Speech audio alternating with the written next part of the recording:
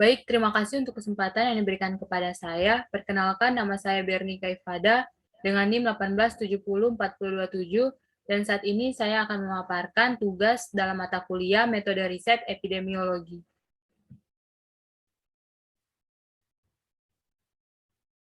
Konsep penyakit dan hipotesis epidemiologi. Penyakit merupakan kondisi abnormal yang secara negatif mempengaruhi struktur dan fungsi tubuh makhluk hidup. Penyakit dikenal sebagai kondisi medis yang berhubungan dengan gejala dan tanda klinis tertentu.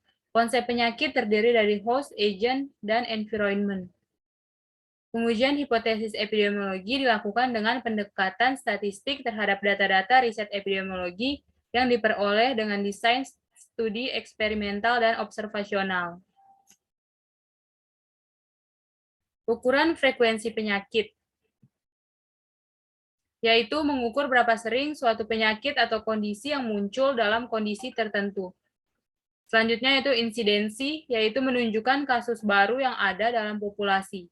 Insidensi juga merupakan kejadian atau kasus yang baru saja memasuki fase klinik dalam riwayat alamiah penyakit. Selanjutnya yaitu incident rate, untuk mengukur kecepatan terjadinya suatu kejadian dalam suatu populasi, perubahan atau potensi untuk berubah status penyakit, status kesehatan tertentu di dalam suatu populasi per satuan menit waktu.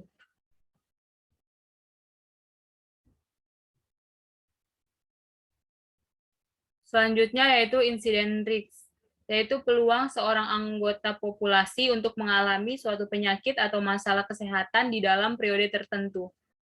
Selanjutnya yaitu prevalensi, jumlah individu sakit dalam suatu populasi pada suatu waktu tertentu tanpa membedakan kasus lama atau kasus baru. Selanjutnya yaitu risk ratio. Disebut juga relative risk, merupakan rasio dari risiko terjadinya penyakit dari kelompok terpapar.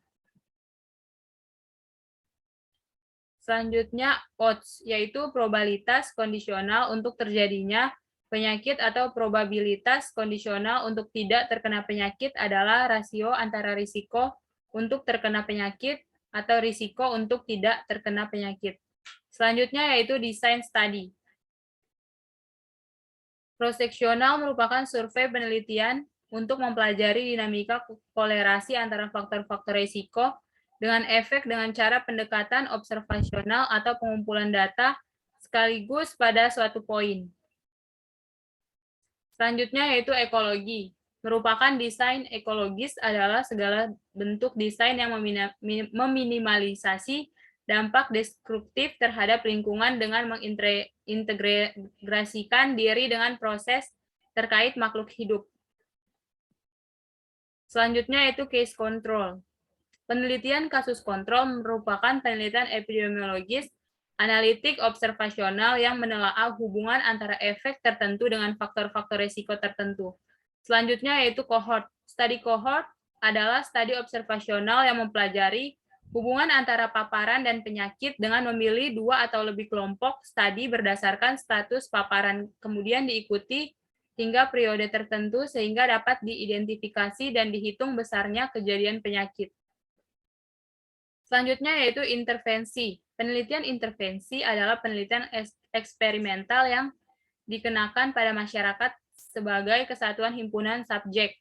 Peneliti melakukan manipulasi atau memberikan perlakuan bukan dengan pendekatan subjek secara individual seperti pada penelitian klinik, melainkan dengan pendekatan kelompok.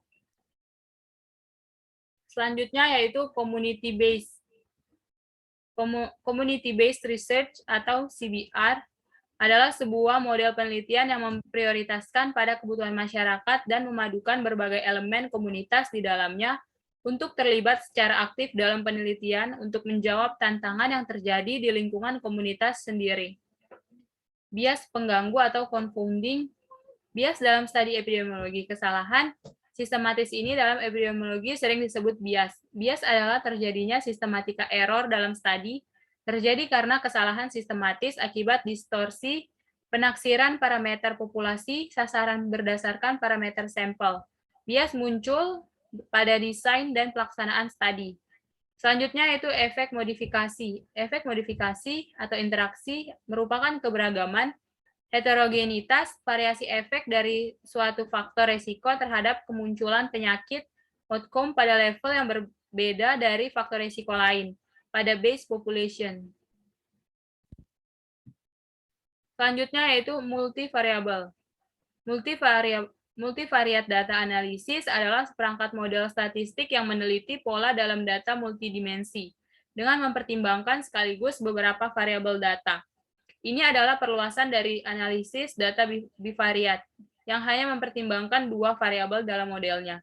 Selanjutnya yaitu Poisson. Dalam teori probabilitas dan statistika, distribusi Poisson adalah distribusi probabilitas discrete yang menyatakan peluang jumlah peristiwa yang terjadi pada periode waktu tertentu apabila rata-rata kejadian tersebut diketahui dan dalam waktu yang saling bebas sejak kejadian terakhir. Selanjutnya yaitu regresi logistik binomial.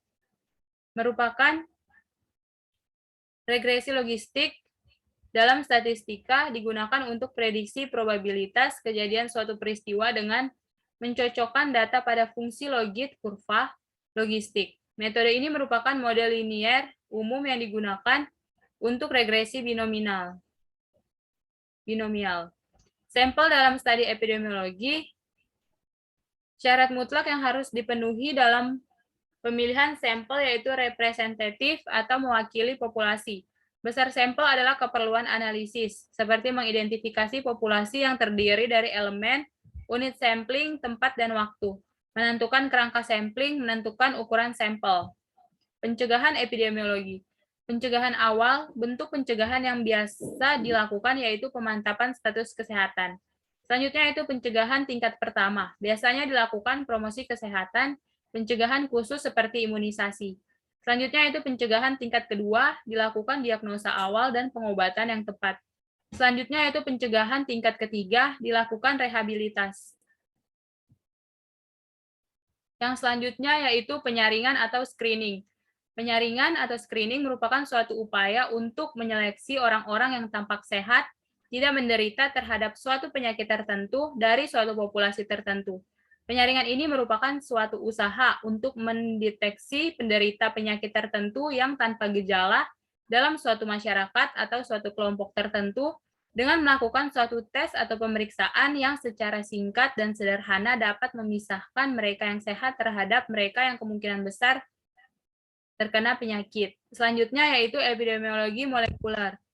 Epidemiologi molekuler merupakan cabang epidemiologi yang mempelajari kontribusi faktor risiko genetik dan lingkungan yang diidentifikasi pada level molekuler dan biokimia terhadap etiologi distribusi dan pengendalian penyakit pada keluarga-keluarga dan populasi-populasi. Selanjutnya yaitu geografi kesehatan. Medical geography atau geografi medis merupakan bidang penelitian yang menggabungkan teknik geografis ke dalam analisis kesehatan dan juga penyebaran penyakit. Dan yang selanjutnya yaitu kesenjangan kesehatan, merupakan perbedaan dalam akses kesehatan dan perawatan kesehatan di antara anggota populasi yang berbeda. Kesenjangan atau ketidaksetaraan ini dapat terhubung dalam ras, etnis, jenis kelamin, seksualitas, status sosial ekonomi, dan kategori lainnya. Demikianlah presentasi tugas saya. Saya ucapkan banyak terima kasih.